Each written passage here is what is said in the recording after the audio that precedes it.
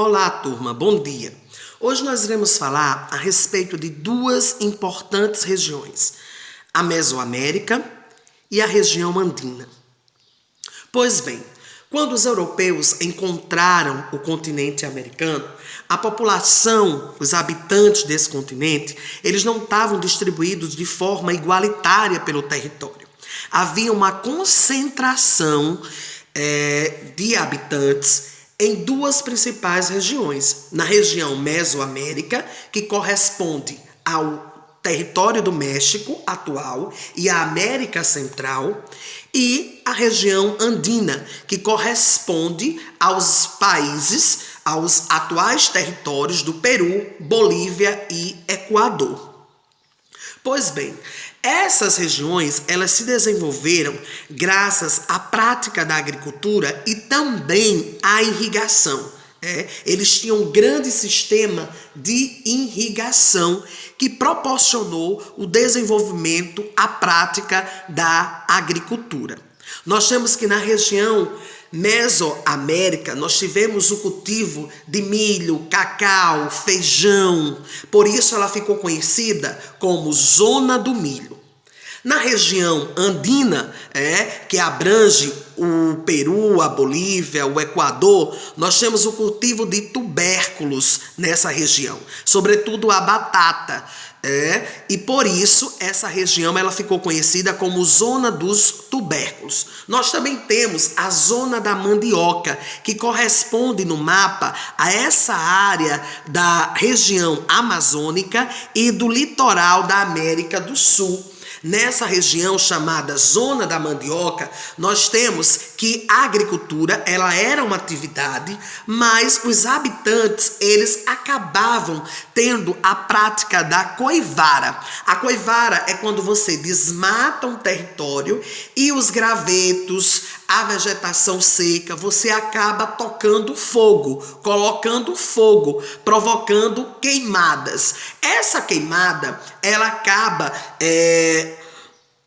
um certo momento, tornando o solo fértil, mas depois esse solo ele vai se desgastando, ele fica desgastado. Então, com o desgastamento do solo, não há como ter uma outra produtividade. Então, essas pessoas elas acabam abandonando aquela região em que o solo ficou enfraquecido, empobrecido, que o solo não dá para produzir mais alimentos e acabam indo para um outro local, para um outro território e aí continuam com a mesma prática, com a mesma técnica que é queimar, as queimadas.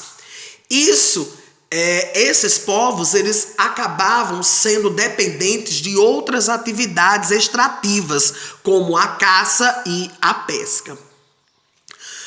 Nessas zonas, falamos sobre as três zonas agrícolas, a zona da mandioca, a zona dos tubérculos, a zona do milho, a região Mesoamérica, a região andina, mas nós também iremos falar sobre as civilizações pré-colombiana que se desenvolveram no continente americano. Nós temos o Império Azteca, o Império Maia e o Império Inca.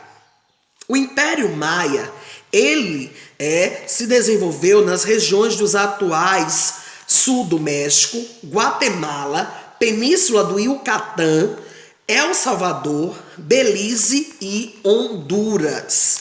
Só para vocês terem ideia, os maias, a civilização maia, ela se desenvolveu por volta de 2000 a.C., com deslocamento para a América Central de povos originários do oeste do território, hoje ocupado pelos Estados Unidos. Os maias, eles se destacaram pelo desenvolvimento de importantes saberes no campo da astronomia, da matemática, da arquitetura e de um complexo sistema de escrita, capaz de exprimir a linguagem falada por meio de símbolos. Era a escrita hieroglífica, Os hieróglifos. Os hieróglifos eram o quê, gente? Eram desenhos que designava uma ideia, uma coisa. A escrita hieroglífica reúne vários desenhos para transmitir conjuntos de ideias, pensamentos, acontecimentos ou para descrever coisas. Então essa escrita ela foi bastante utilizada. Nisso tudo, nós também temos que os maias eram politeístas, ou seja, eles acreditavam em vários deuses. Essas divindades estavam ligadas tanto ao universo celeste quanto à vida na terra, ao nascimento e à morte, aos fenômenos naturais. Em homenagem aos deuses, os habitantes das cidades maias ergueram templos, altares, santuários, nos quais eram realizados rituais e sacrifícios religiosos. Nós temos também que os maias, eles criaram um calendário, a elaboração de 2 calendários, um calendário religioso de 260 dias e outro civil de 365 dias. Os 2 calendários eram usados paralelamente. O conhecimento dos ciclos da Lua, do Sol, de Vênus e das estações climáticas ajudou a estabelecer um eficiente sistema de produção. Como eu falei para vocês, o milho foi um dos alimentos mais importantes para os maias. A planta era cultuada como uma divindade relacionada à agricultura como fonte de vida, de abundância, de prosperidade. Além do milho, eles também produziam cacau, né? Eles também produziam o cacau e eles também tinham como principal atividade econômica, além da agricultura, também o comércio era uma das principais atividades impulsionadas por eles para o crescimento das cidades e a construção de estradas para o transporte de produtos em grande quantidade e por longas distâncias. Como eu disse a vocês, o cacau era um dos produtos de maior valor, utilizado como alimento e como moeda de troca. Os maias eles também viviam em cidades-estados, ou seja, cada cidade era autônoma, ou seja, tinha o próprio governo e este era independente dos outros. A organização política era descentralizada, ou seja, cada cidade-estado tinha o seu próprio governo, tinha um governo autônomo. Além dos maias, nós também vamos falar a respeito dos astecas. Os astecas, eles se desenvolveram em torno do século XII, migraram do norte para o sul do atual México. E os astecas, eles tinham uma administração centralizada. E a agricultura estava nas ilhas artificiais chamadas de chinampas. As chinampas, estas ilhas, eram ligadas à ilha central por pontes e deram origem à cidade de Tenochtitlan. Em 1428, os astecas rebelaram-se contra os tepanecas e libertaram-se do seu domínio, assumindo o controle da região e transformando Tenochtitlan na capital do Império Azteca. Como vocês viram aí, Tenochtitlan é a capital do Império Azteca. Os astecas, eles tinham uma administração centralizada na figura de um governante. Os astecas, eles eram politeístas, eles tinham inúmeras divindades que eles adoravam, como o deus da guerra, o deus do sol. Os astecas, eles desenvolveram a escrita chamada pictogramas, para representar ideias. Por exemplo, para representar a guerra, eles desenhava-se um escudo e uma clava. Então o pictograma é um símbolo que representa um objeto ou um conceito por meio de desenho figurativo. Então, se eles queriam representar uma guerra, bastava desenhar um escudo, uma espada. Então, aqueles desenhos, aqueles pictogramas já davam a ideia de guerra, o entendimento que eles estavam fazendo uma guerra.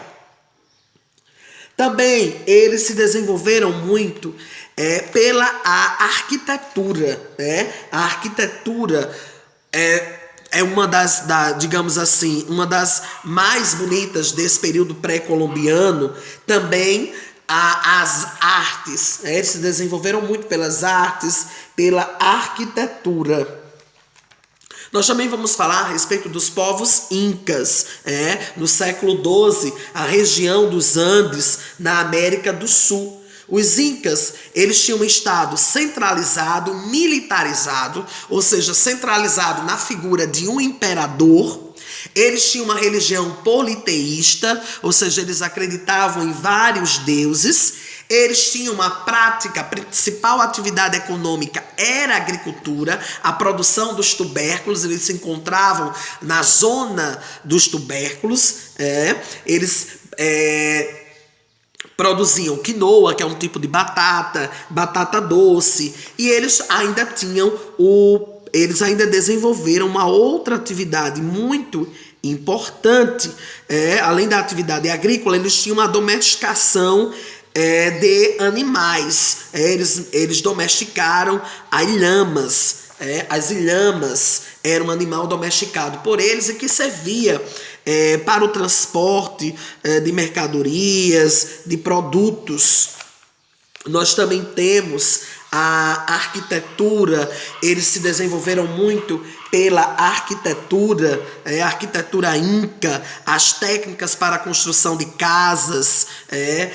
Eles construíam casas, eles construíam templos, eles construíam pontes mediante a superposição e o encaixe de blocos de pedra, sem utilizar argamassa, sem utilizar cimento. Então eles não utilizavam cimento, eles apenas encaixavam blocos de pedra e construíam casas, templos. Eles também desenvolveram um grande sistema de comunicação. Para integrar as várias regiões do império. O que é que os incas fizeram? Eles construíram um amplo sistema de estrada. Estima-se que essas estradas totalizavam de 30 mil a 50 mil quilômetros, e nelas funcionava um eficiente sistema de transmissão de mensagens.